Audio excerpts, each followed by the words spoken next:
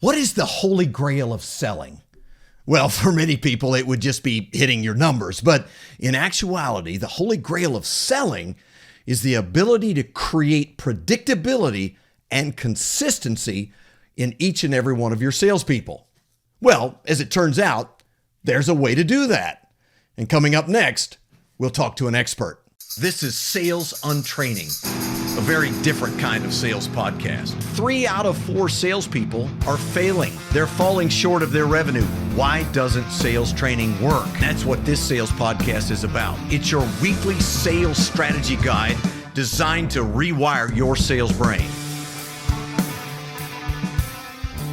Welcome to Sales Untraining. It's your weekly sales strategy guide designed to completely rewire your sales brain. And I am so excited to welcome back in the legend. Yeah, and I don't use that word lightly. The legendary Dave Kurlan, founder of OMG, Objective Management Group. His background, he authored Baseline Selling. He writes one of the most phenomenal sales blogs that you'll find on the internet. And of course, all the background in the last 30 years of assessing over 2.4 million salespeople. Dave, really good to have you back on the show. You were back in episode number 3. Wow. Thanks for thinking of me and bringing me back. I didn't think I was worthy of a return engagement. Well, actually, I'd make you the co-host, but then they wouldn't need me. So, hey, we want to talk about what I think is the holy grail for sales leaders, and that is, how do I get the right person? Yes, first off, but then how do I predictably and consistently create revenue through that individual? Everybody's looking for a magic bullet. They're looking for some fairy dust that you can sprinkle on the sales team and it's going to make it work. I like fairy dust. Yeah, I'd be a fan as well. But you and I both know that it really comes down to a whole lot of components that you put in the right order and you do the right way. And I want to kind of get your take. If you're leading a sales team, Dave, what's your take on how do you create predictability and consistency in revenue production? That's a great question. And in my experience, assuming we have a new salesperson with strong desire and commitment, the two ingredients that are necessary to create consistency and discipline, then it all has to come down to sales process. Okay.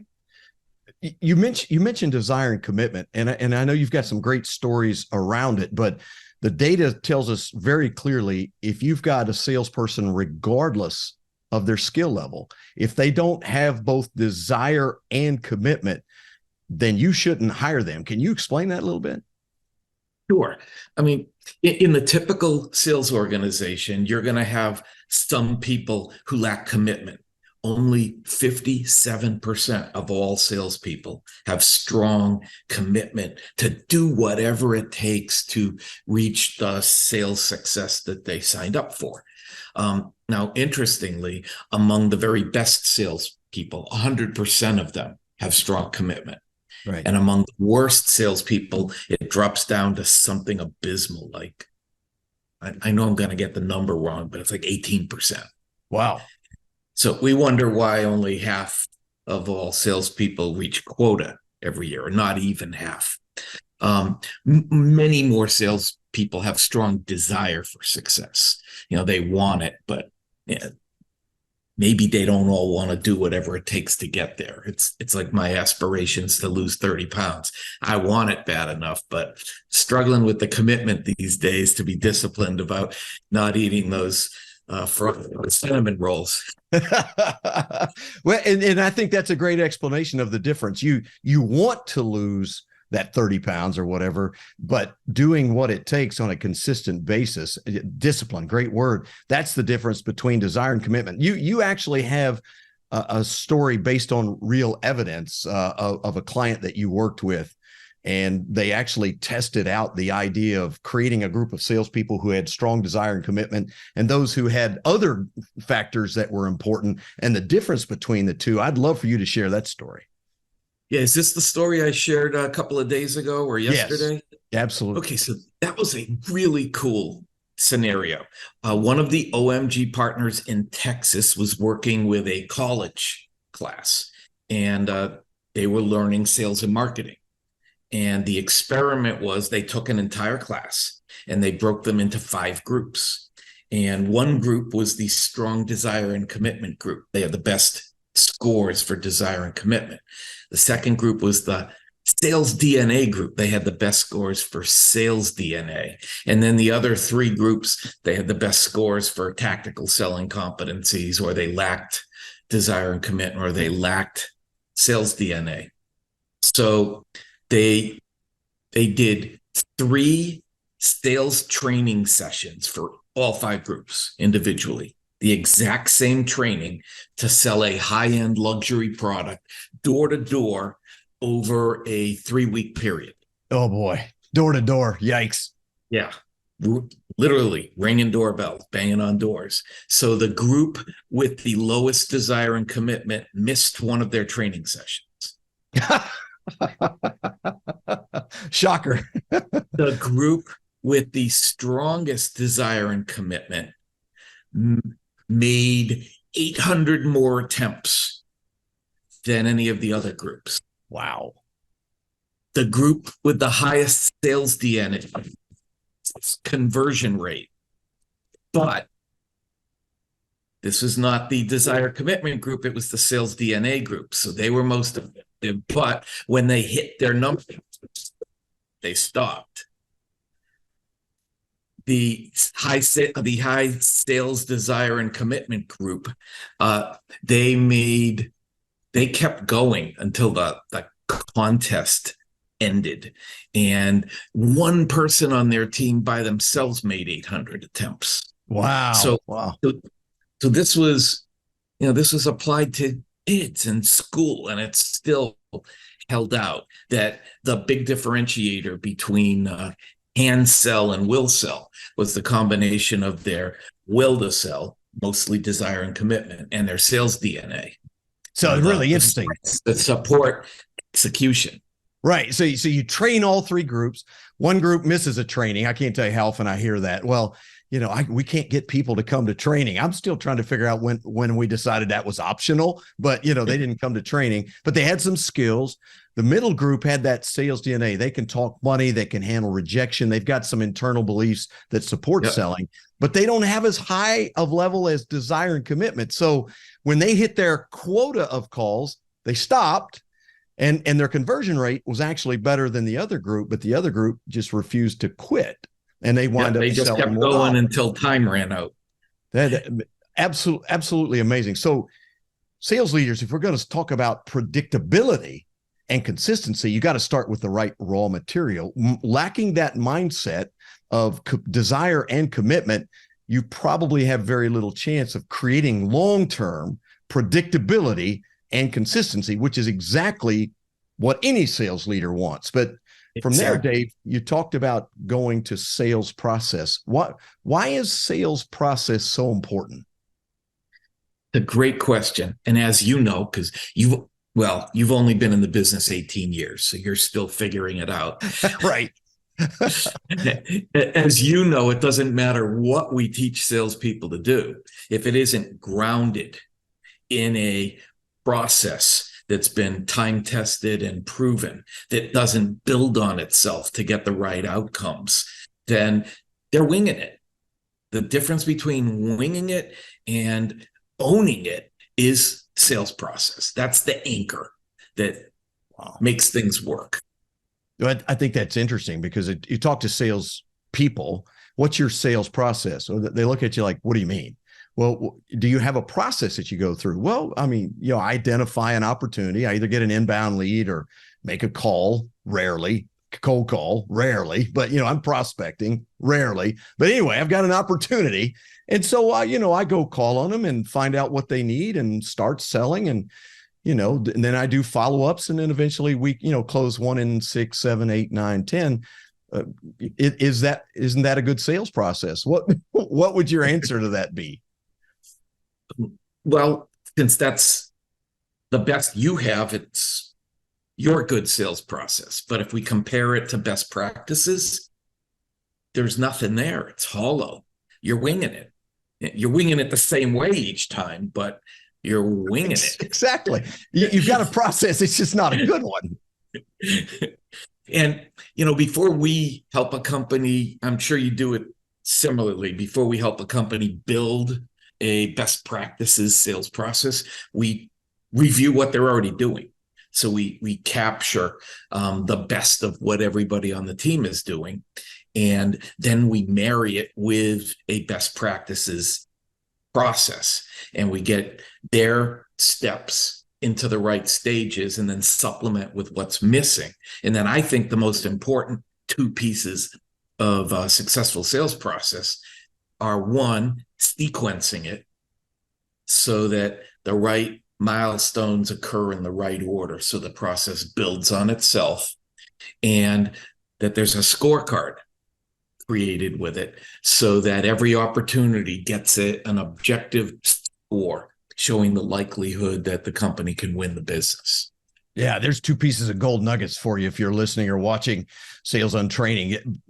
The idea of sequence is everything. And so many times what I see, Dave, is somebody gets a lead. The first thing they want to do before they do certain important steps in the process, they just want to run out and start selling, right? They want to get in front of somebody, get a product out, and start really, wowing them with their knowledge. And when you get that out of sequence, then it really torpedoes the entire process.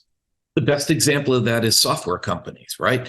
They've got people calling to arrange for demos. The very first interaction is going to be a demo. So they do their demo, and then the wrong person, which is the one they got the demo with, says, "Oh, that's nice." So we have a prospect who thinks it's nice to have.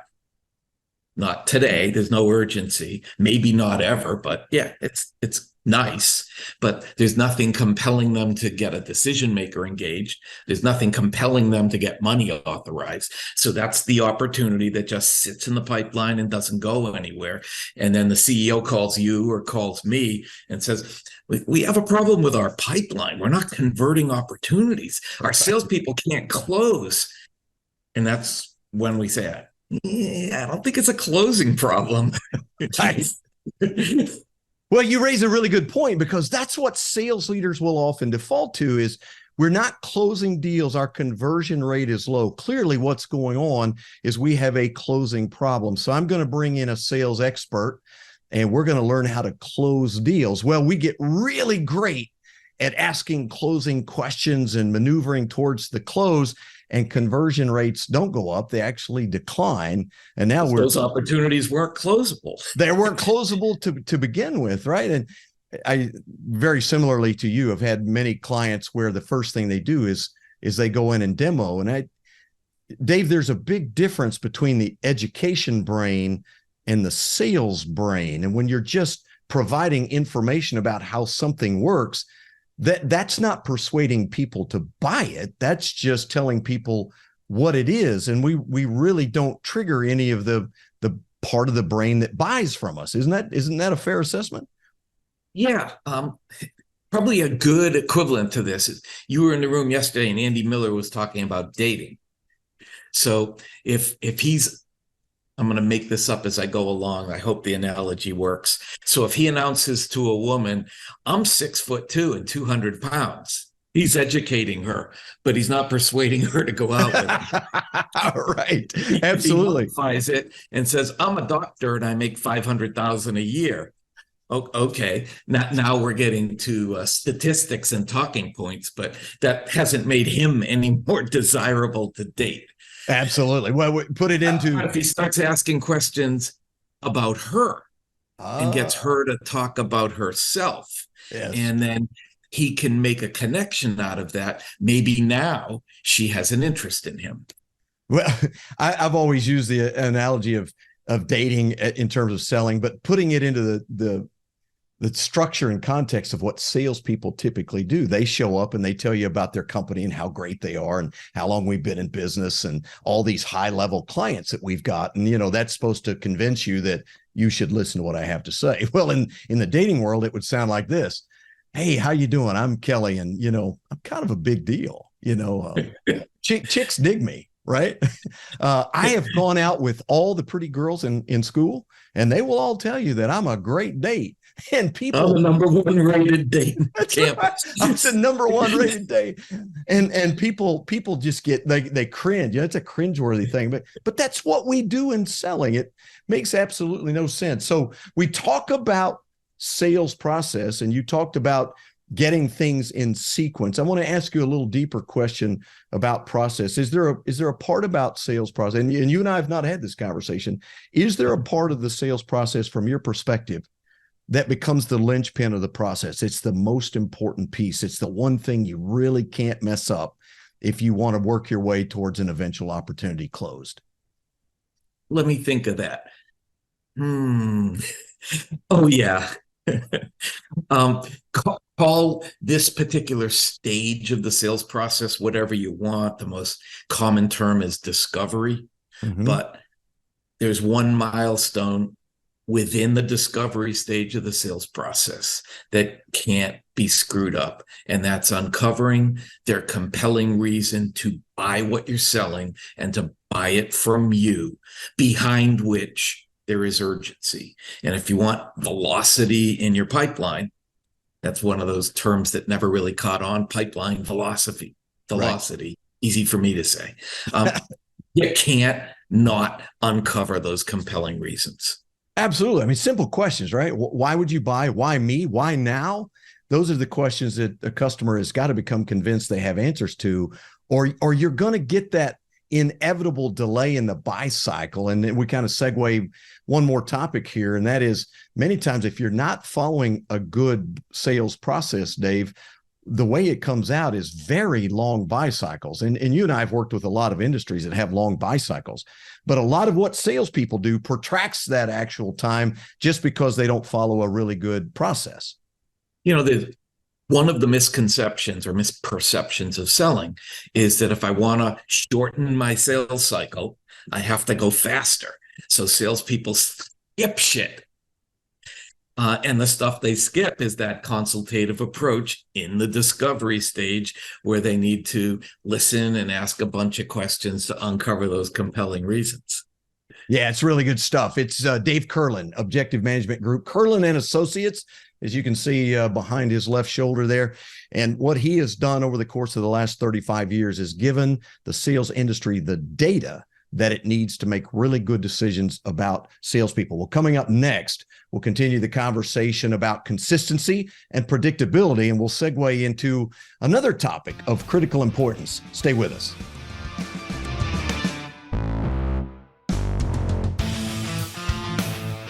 Hey, thanks for making Sales Untraining your first listen of the week.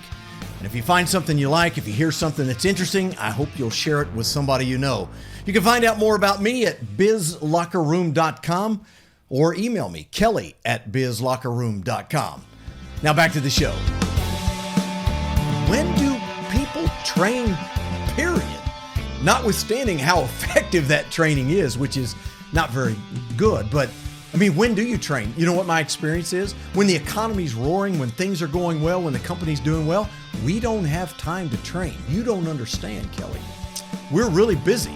We've got all kinds of things going on, and it's taking up all of our time, and we don't want to interrupt our success, our forward momentum with training. Okay, makes sense. But when the economy's not so good, we don't have the money to train.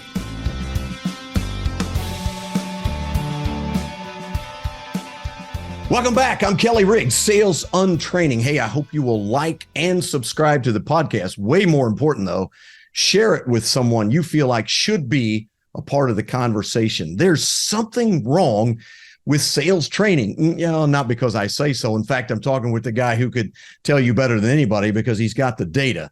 But when roughly less than half of all salespeople hit their number every year, when only 5 or 6% of salespeople are considered elite and 3 out of 4 are basically not doing well, the numbers don't lie. And we're the ones responsible for training these folks, Dave. And apparently we're missing something along the way systemically. I mean, again, there's no magic bullet and there's no fairy dust as much as we would like it. But when the numbers are as low as they are in terms of success, it really points out there's something wrong systemically with how we develop salespeople. Wouldn't you agree? Not only would I agree, I'd go two steps further. First, I'd say you're not one of the people delivering sales training that doesn't work, and neither am I. But it's awfully hard to get sales training to work when you're training people that can't be trained up or coached up. Right. We talked at the beginning of the first segment, we talked about the importance of desire and commitment. Well, that's a huge indicator as to whether a salesperson will change. If they're lacking commitment to do whatever it takes, that's unconditional commitment. They'll do it even if they don't agree with what you're asking them to do. They'll do it even if it's scary. They'll do it even if it's difficult. We're talking about them changing. And good sales training is not only targeted to skill gaps, but it also is designed to change their proficiency, their capability, their behavior, their activity, and give them the tools they need to do it more effectively. So if 57% of all salespeople are lacking that commitment to do whatever it takes, then there's a good chance that a third to a half of the salespeople on a sales team we might be asked to train aren't going to get any better. Absolutely right. It's not the training, it's the people. Yes. So that points to a different problem that we haven't talked about, which is how awful most companies are at sales selection. Yeah, absolutely. You've got to have the right raw material. Sales training to me is really the wrong way to characterize what we do. I mean, it does describe, it's like a task, but really what we're trying to do is change behaviors, enable new skills, give people the tools necessary to be successful in their endeavor. But if they don't have a willingness, as you point out, to actually practice, work at it, overcome hurdles, overcome everything from rejection to, the learning curve and the amount of time it takes to get good at what they do, then you're really spinning your wheels. And that is one of the primary reasons why sales training comes off as ineffective. As you point out, we just got the wrong people. We got the wrong raw material. Yeah. And we use the word sales training because those are two words that people understand. Right. So it's a general concept of what we do. But, if we use the real words for what we do, like some kind of Herculean atomic sales organization transformation, right, people will go, what? Right. Yeah, we can't necessarily name our companies behavioral training because then people will look at us like, well, we don't need any psychiatrists on our staff at this point in time. Well, listen, we talked about sales process and the OMG candidate assessment or salesperson assessment, which I use, which you originally founded and have been a part of for 35 years, measures that. And that's what's really interesting. It's not a psychometric test. It's not a behavioral or personality test. It actually measures their capability of implementing a sales process. But you go even further and you talk about having a consultative sales approach. Now that word's been thrown around for years. What does it mean to you and what does it mean in the assessment itself? And then we'll talk about why it's important in terms of consistency and predictability. That's the gazillion-dollar question. What is a consultative approach to selling? Because I'm sure you found the same thing. If you ask 100 people, you'll get 100 different answers. Right. And I don't know if you've heard this, but when I'm talking to a CEO early on, they'll tell me they're selling consultatively. They'll tell me, oh, yeah, we talk about a consultative approach all the time. We live it and breathe it here. And then we'll evaluate their sales team.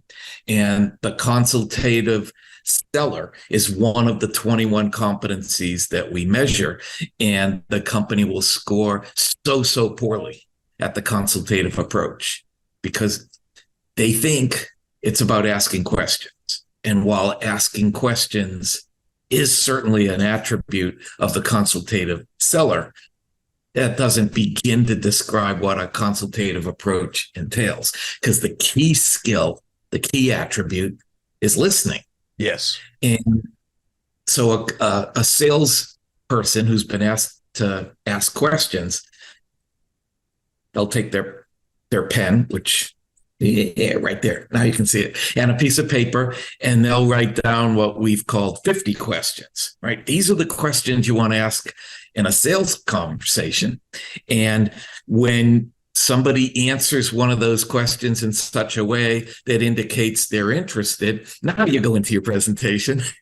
And that's not consultative selling. That's just adding a couple canned questions to as a prelude to your demo. Yes. Yes.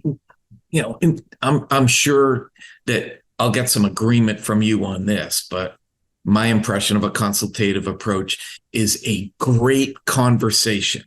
Yes. With give and take, where the salesperson is asking really good penetrating questions, listening to the responses, and asking follow-up questions that are in the context of what they just heard, instead of skipping to their next question that they had written down on a piece of paper. Absolutely. And they continue listening and asking questions and having this great conversation, asking tougher questions, more penetrating questions, having the conversation no other salesperson has ever had before with this prospect, perhaps pushing back where appropriate, and nicely, perhaps challenging their thinking along the way until they have finally uncovered those compelling reasons to buy. Absolutely. Doctors get paid to diagnose before they prescribe treatment. And one of the things that we tell sales leaders is there's two very clear indicators when you've got a sick salesperson, if you will. Number one, when they ask questions, it's not actually asking questions that lead to dialogue or conversation. It's more like an interrogation. Do you use XYZ? Where did you buy it? Who did you buy it from? Did you buy the warranty? When does it expire? It feels like you're sitting in a police station and they've got the light in your eyes and you're being interrogated, right? That's number one. Number two, if the minute they get wind of the fact that there's a need, they immediately jump into pushing a product. That's amateur hour. That's amateur mistake number one. And it's the two biggest symptoms that can tell you there's something wrong with this salesperson. They're not selling consultatively at all. What they've heard is they have to ask questions, Dave, right? Quote unquote. And so they go in and ask just enough questions to find out there's something to be sold. And then they start selling. Well, the interesting thing is the OMG assessment, if we're trying to find the right material, it assesses whether or not they follow this process. And that's, again, a whole lot of questions on the back end, but there's enough there that leads you in the assessment to believe whether or not someone is a consultative seller or not. And in your experience, it's one of the important pieces of creating predictability and consistency in selling. That's right. Because, we mentioned earlier in our conversation that the consultative approach is a key milestone. Uncovering compelling reasons to buy is a key milestone within discovery. And the consultative approach and discovery are kind of interchangeable. Yes. Whatever you call that stage of the sales process. But the stage that follows discovery is qualification. And why take a prospect through qualification if they don't have a reason to buy from you? Right. A lot of people are familiar with solution selling. For most of the last 35 years, whenever we get a client in technology sales, there's a really good chance they had done solution selling prior to our arrival. And one of my big pet peeves about solution selling is that they qualify too early in the process. That's their first thing, qualify. Yes. Now, why in the world would a prospect, especially if it's the wrong prospect in the company, submit to qualification questions if we haven't even had a conversation about what's going on there that might lead them to want what we have? So the tech companies left a ton of money on the table because they turned their prospects off by early qualification. And even if it's marketing qualified where they're using BANT, that just makes my blood boil when I hear BANT, or worse, AIDA. When was that? In the 1890s, somebody came up with the first sales process in existence, AIDA, and they're still using these things, BANT and AIDA. Wow. I get so frustrated over hearing that I can't even speak.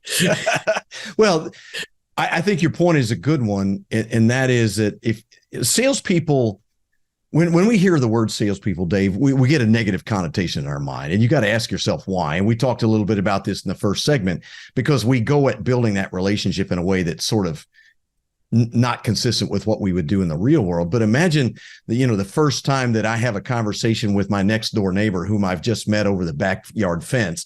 We're both mowing our lawns, and hey, neighbor, welcome to the neighborhood. See, you just moved in. And I start interrogating him about things, right? And the first thing he's going to begin to think is, who is this guy? If I start so what kind of lawnmower do you use, and where did you buy it, and how long have you been married, and where'd your family come from, and where did you go to college? Whoa, stop, right? But I've got to get you qualified as a neighbor. Are you a good neighbor or not?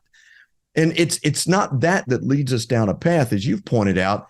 It's a conversation about your business and your challenges, and trying to discover a compelling reason why you may want something that we have. And until that's established, everything I do is pretty much an irritant before that. Generally speaking, I mean, people want to point out little exceptions, but generally speaking, everything other than that's kind of an irritant.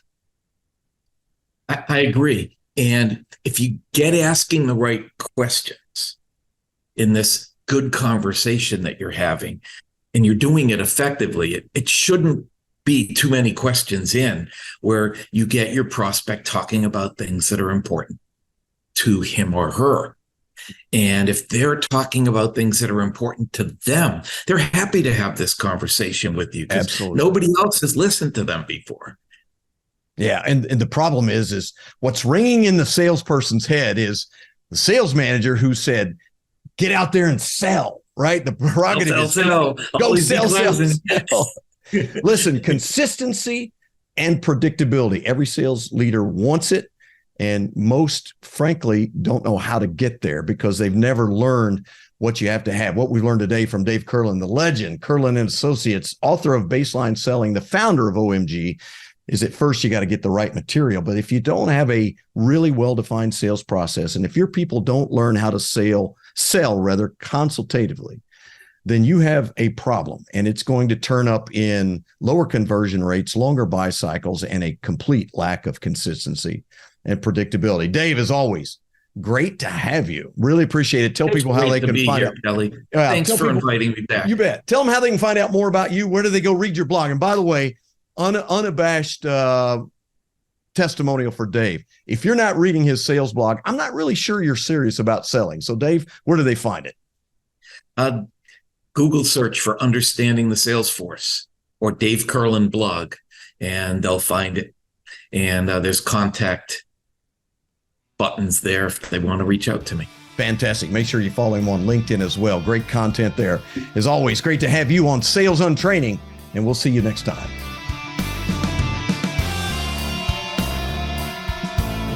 Sales Untraining is a production of Business Locker Room and Pod About It Productions. Music and editing by Doug Branson. To get more Kelly, visit bizlockerroom.com.